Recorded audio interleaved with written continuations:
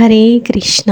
ఈరోజు మనం భగవద్గీత 13వ అధ్యాయం క్షేత్రజ్ఞ విభాగ యోగం గురించి తెలుసుకుందాం. ఇది చాలా ముఖ్యమైన అధ్యాయం. మన శరీరం మరియు ఆత్మ మధ్య తేడా ఏమిటో స్పష్టంగా చెబుతుంది.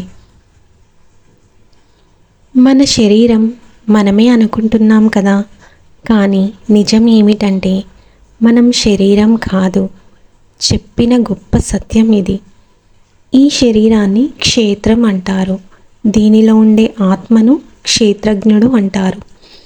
శరీరం మారుతుంది. చిన్నప్పటి నుండి ఇప్పటి వరకు మన రూపం మారిపోయింది, కానీ మనలో ఉన్న ఆత్మ మాత్రం ఎప్పటికీ మారదు. అదే నిజమైన మనము. ఈ ప్రపంచం మొత్తం ప్రకృతి, మన ఆత్మ మాత్రం దానికంటే గొప్పది. ఈ నిజం తెలుసుకున్నవాడు జీవితంలో ఎప్పుడూ తడబడడు.